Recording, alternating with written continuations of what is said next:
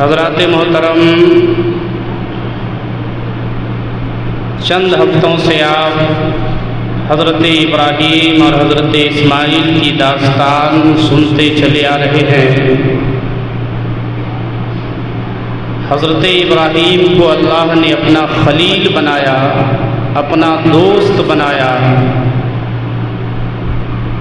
فرشتوں نے عرض کیا، مولا تو نے ابراہیم کو اپنا خلیل بنایا، اپنا دوست بنایا، کس وجہ سے اپنا دوست بنایا، کس بنیاد پر اپنا خلیل بنایا؟ اللہ تبارک و تعالیٰ نے کہا، اے میرے فرشتوں، کیا تم میرے خلیل کو آزمانا چاہتے ہو؟ فرشتوں نے عرض کیا، مولا اگر اجازت ہو تو ہم حضرت ابراہیم کو آزما لیں کہ آخر وہ تمہارا خلیل ہے تو کیسے ہے، تم نے اسے اپنا دوست بنایا تو کس بنیاد پر بنایا؟ فرشتوں کو اجازت دے دی گئی۔ فرشتہ انسانی صورت میں حضرت ابراہیم خلیل اللہ علی نبینا علیہ الصلاۃ والتسلیم کے پاس آتے ہیں۔ حضرت ابراہیم بکریاں چرا رہے ہیں، بکریوں کا ریوڑ آپ کے پاس ہے۔ فرشتوں نے آگے بڑی سریلی آواز میں اللہ کی حمد و ثنا بیان کی، اللہ اکبر اللہ اکبر وللہ الحمد کہا، بہت پیارے انداز میں کہا۔ حضرت ابراہیم نے سنا، سننے کے بعد اس آواز کی طرف متوجہ ہوئے کہ آخر اس جنگل و بیابان میں رب کا نام لینے والا کون ہے، رب کی تعریف و توصیف کرنے والا کون ہے، رب کی حمد و ثنا بیان کرنے والا کون ہے؟ حضرت ابراہیم اس مقام پر پہنچتے ہیں، دیکھا ایک شخص ہے جو رب کی حمد و ثنا بیان کر رہا ہے، جو رب کی تعریف و توصیف کر رہا ہے، جو رب کی کبریائی بیان کر رہا ہے۔ حضرت ابراہیم اس کے قریب پہنچتے ہیں، کہا تو نے ابھی جو نام لیا تھا اس نام کو ایک بار اور لے لو میرے سامنے۔ اس فرشتہ نما انسان نے کہا، اے ابراہیم، میں رب کا نام اگر تیرے پاس لوں گا، تیرے سامنے لوں گا تو مجھے تم کیا دو گے، مجھے کیا چیز عطا کرو گے؟ حضرت ابراہیم نے عرض کیا کہ سنو، میرے پاس یہ جو بکریوں کا ریوڑ ہے، میں آدھا ریوڑ تمہارے حوالے کر دوں گا، تم ایک مرتبہ میرے رب کا نام تو لے لو، میرے رب کی تسبیح تو بیان کر دو۔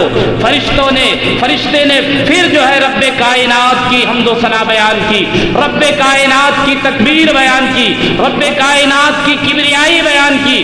حضرت ابراہیم پھر مدہوش ہو جاتے ہیں اس آواز میں، پھر اس کے بعد فرشتے چپ ہو جاتے ہیں۔ حضرت ابراہیم نے کہا، اے انسان، پھر میرے رب کا نام ایک مرتبہ اور لے لو میرے سامنے۔ اتنا کہنا تھا۔ فرشتے نے کہا کہ آپ نے آدھا ریوڑ مجھے دے دیا، اب میں رب کی کبریائی بیان کروں گا، رب کی حمد و ثنا آپ کے سامنے بیان کروں گا، رب کی تکبیر آپ کے سامنے کروں گا، تو بھلا آپ مجھے کیا دو گے؟ حضرت سیدنا ابراہیم خلیل اللہ نے کہا تھا، میرا جو یہ آدھا ریوڑ بچا ہوا ہے یہ بھی تمہارے حوالے کر دوں گا۔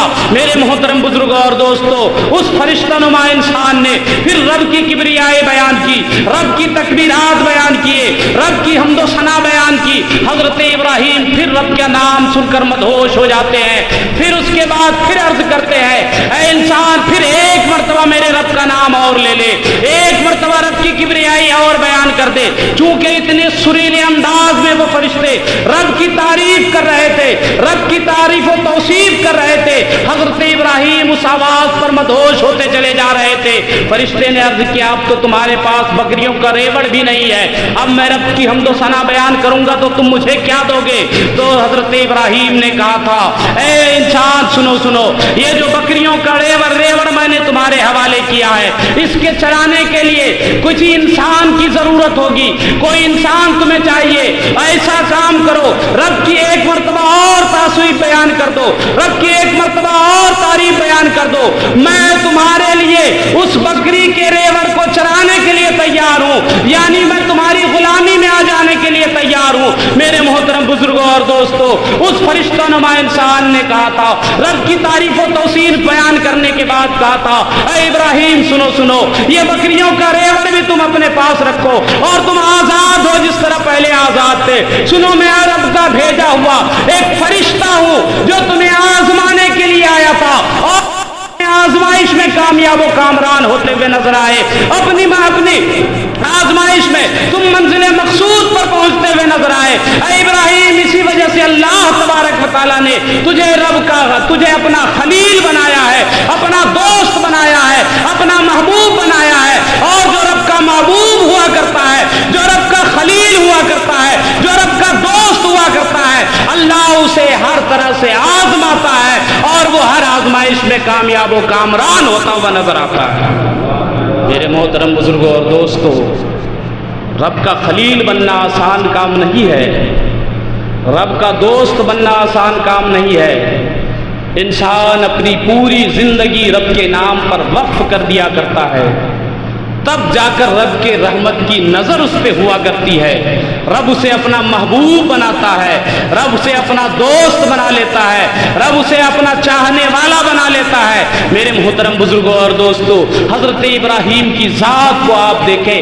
حضرت ابراہیم علی نبینا علیہ الصلوۃ والتسلیم کو اللہ تبارک و تعالیٰ نے ہر موقع پر، ہر موڑ پر آزمایا ہے، ہر مقام پر آپ کی آزمائش کی گئی ہے۔ اس کے بعد تب آپ کو یہ درجہ خلیلیت عطا ہوئی ہے، تب آپ کو اللہ نے اپنا دوست بنایا ہے، اپنا محبوب بنایا ہے۔ اگر آپ بھی چاہتے ہیں آپ اپنے پروردگار کو راضی کر لیں، اگر آپ بھی چاہتے ہیں اپنے مولا کو راضی کر لیں، اگر آپ بھی چاہتے ہیں آپ کی زندگی کامیاب و کامرانی کے ساتھ گزرے، تو رب کی بارگاہ کی طرف آئیے، رب کی طرف لو لگائیے، رب کے حکم کے فرمانبردار بنیے، رب کے حکم کو بجا لانے والا بنیے، رب کے حکم کے تابع دار بنیے۔ اگر آپ اللہ کے حکم کے تابع دار بن گئے، اللہ کے حکم کو بجا لانے والے بن گئے، تو اللہ تبارک و تعالیٰ بھی آپ کو اپنا دوست بنا لے گا اور آپ کو اپنا محبوب بنا لے گا۔ اور جو رب کا دوست ہوتا ہے، جو رب کا محبوب ہوا کرتا ہے، ساری کائنات ان کے قدموں میں ہوا کرتی ہے۔ میرے محترم بزرگوں اور دوستوں، اور یہی پہ بس نہیں ہے، حضرت ابراہیم کی ایک عادت کریمہ تھی کہ آپ بغیر مہمان کے کبھی کھانا نہیں کھاتے۔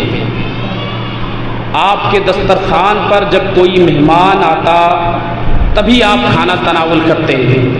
ایک مرتبہ اتفاق ایسا گزرا کہ ایک ہفتہ تک کوئی مہمان نظر نہیں آیا، کوئی بھی شخص آپ کو نظر نہیں آیا جسے آپ اپنے دسترخوان پر بلا کر ان کے ساتھ کھانا تناول فرماتے۔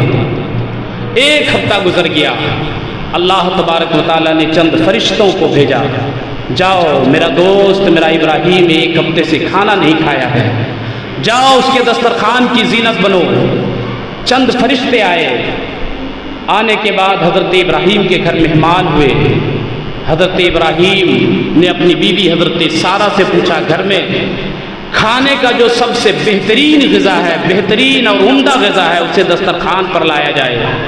حضرت سارہ نے کہا، بس گھر میں کچھ نہیں ہے، ایک بچڑا ہے جسے میں اپنا محبوب جانتی ہوں، جسے میں اپنے بچوں کی طرح پرورش کر رہی ہوں، جسے میں اپنے بچوں کی طرح دیکھ بھال کرتی ہوں، یہی وہ میرا محبوب چیز ہے۔ حضرت ابراہیم نے فرمایا، اسے ذبح کرو، ذبح کر کے اسے بھون کر اس کا گوشت تیار کر کر میرے دسترخوان پر بھیجو۔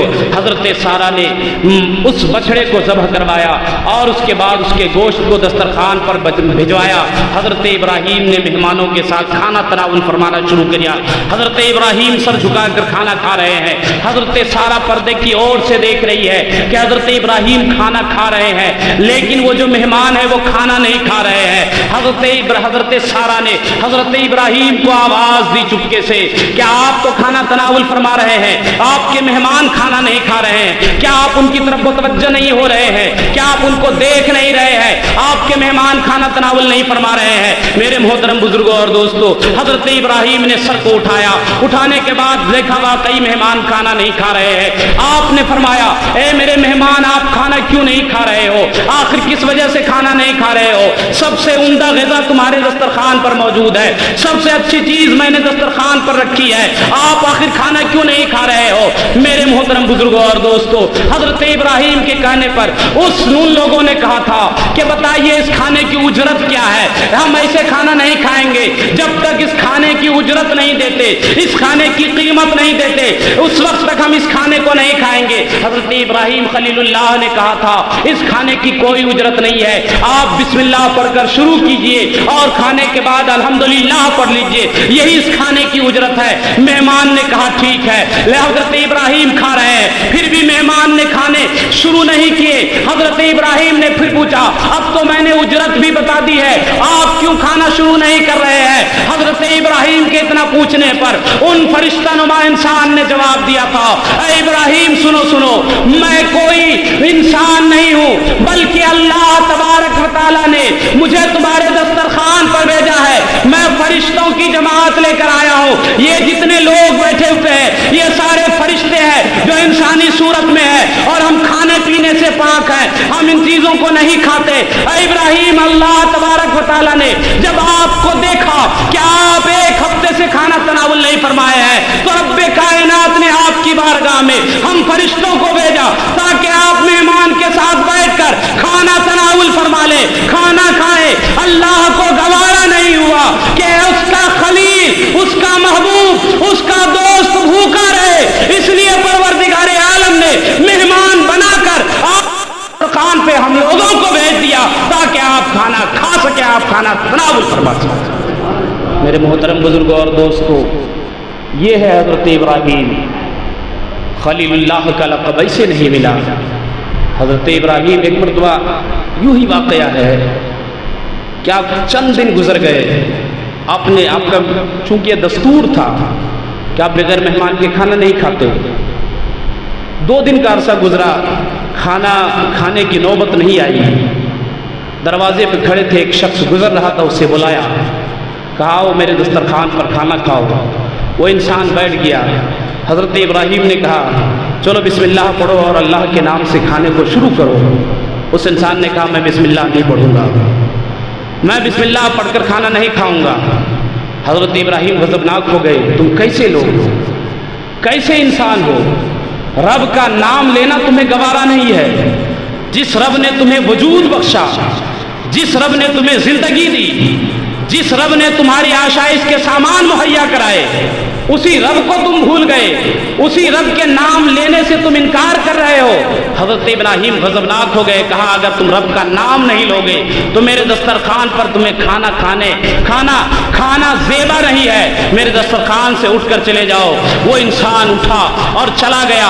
इधर अल्लाह तबारक व तआला ने हज़रत सैयदना जिब्रील अमीन को भेजा, ए जिब्रील जा मेरे महबूब से कह दे, मेरे खलील से कह दे, ए खलील तू इंसान पर क्यों गज़बनाक होता है, तू इंसान पर क्यों भड़कता है? अरे मुझे देखो, मैं सबका खालिक हूँ, मैं सबका मालिक हूँ, कोई मेरा नाम लेता है या नहीं लेता है मैं उसे भी रिस्क देता हूँ जो मेरा नाम लेता है, और मैं उसे भी रिस्क देता हूँ जो मेरा नाम नहीं लेता है। ऐ इब्राहिम तू होता कौन है कि अपने दस्तरखान से किसी इंसान को उठा दे, अपने दस्तरखान से किसी को भगा दे?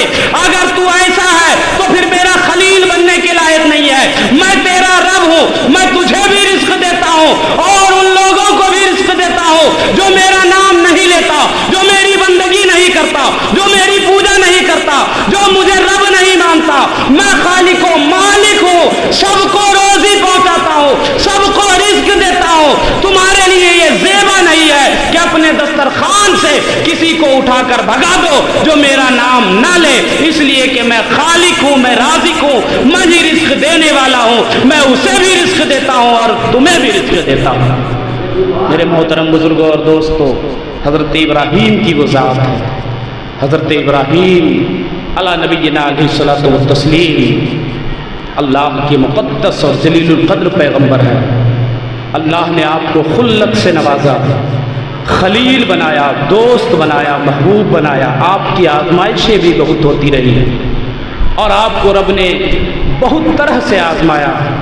एक मरतबा हज़रत खलीलुल्लाह ने कहा परवरदिगार आलम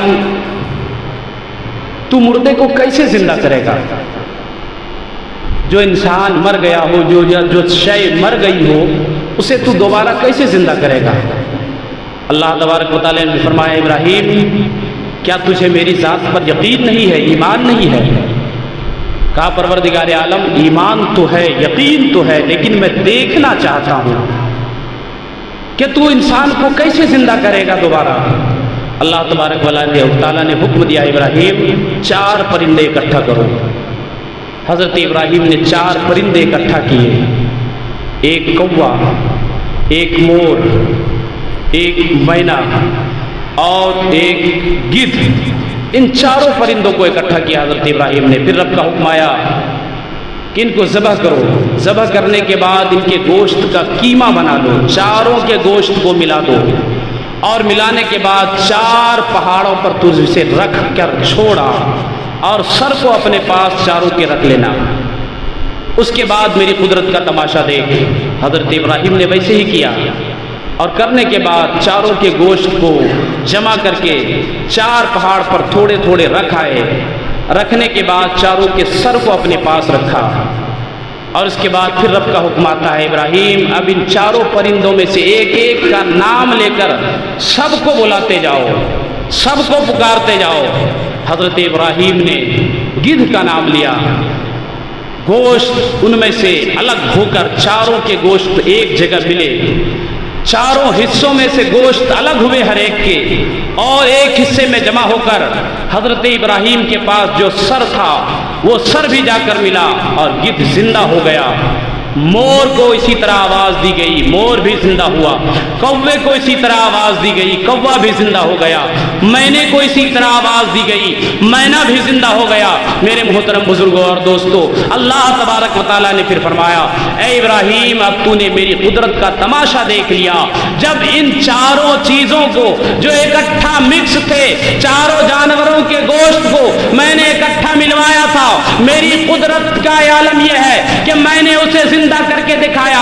تو جب 4 چیزیں ایک جگہ مل کر میں نے اسے زندہ کر دیا، تو اس جو انسان مر چکا ہو اسے زندہ کرنا میرے لیے کون سی بڑی بات ہے؟ اے ابراہیم سنو، میری ذات وہ ذات ہے، میں جس چیز کا حکم دے دوں، جس چیز کو کرنے کو کہہ دوں، جس چیز کے لیے لفظ کن کہہ دوں، وہ ساری چیز ہو جایا کرتی ہے۔ اے ابراہیم میں جسے جو حکم دے دیتا ہوں وہ حکم کی تعمیل کرتا ہے، اور وہ چیز ہو جایا کرتی ہے۔ میرے لیے کوئی مشکل کام نہیں ہے دوبارہ زندہ کرنا، میرے لیے کوئی بڑی بات نہیں ہے دوبارہ زندہ کرنا، بلکہ یہ میری قدرت ہے، اور میری قدرت ہے، اور میں تمام چیزوں پر بہت اچھی طرح قادر ہوں، اور ہر چیز میرے قبضہ و اختیار میں ہے، بغیر میرے حکم کے اور بغیر میری اجازت کے کوئی چیز اپنی جگہ سے ہل بھی نہیں سکتی ہے۔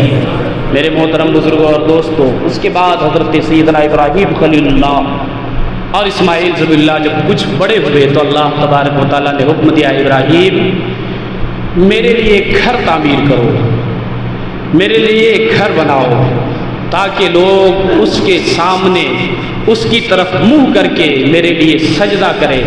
حضرت ابراہیم نے کہا پروردگار عالم کس مقام پر، کس جگہ تیرا گھر بناؤ، کون سی جگہ ہے وہ؟ حضرت ابراہیم کو اللہ تبارک و تعالیٰ کی طرف سے جواب ملا ابراہیم اپنی اونٹ پر سوار ہو جا، اونٹ کی نکیل کو چھوڑ دے، یہ اونٹ جہاں پر رک جائے وہیں پر میرے گھر کی تعمیر کرنا۔ اللہ تبارک و تعالیٰ نے ایک بادل کا ٹکڑا حضرت ابراہیم کے سر پہ بھیجا۔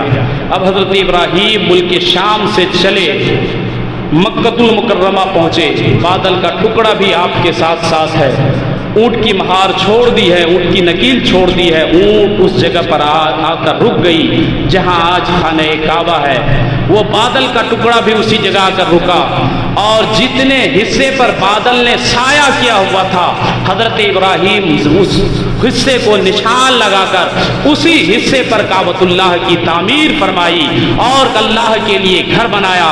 اسی لیے اللہ تبارک و تعالیٰ نے قرآن مقدس میں کہا وَإِذْ يَرْفَعُ إِبْرَاهِيمُ الْقَوَاعِدَ مِنَ الْبَيْتِ وَإِسْمَاعِيلُ رَبَّنَا تَقَبَّلْ مِنَّا إِنَّكَ أَنْتَ السَّمِيعُ الْعَلِيمُ کہ حضرت ابراہیم نے میرے لیے اور حضرت اسماعیل نے میرے لیے ایک گھر کی تعمیر فرمائی ہے۔ حضرت ابراہیم نے پھر دعا مانگی، ربنا تقبل منا انک انت السمیع العلیم، اے میرے رب ہماری دعاؤں کو تو قبول فرما، بے شک تو سننے والا ہے، جاننے والا ہے۔ میرے محترم بزرگوں اور دوستو، حضرت ابراہیم نے بہت قربانیاں رب کی بارگاہ میں پیش کی، تب رب کا خلیل بنا۔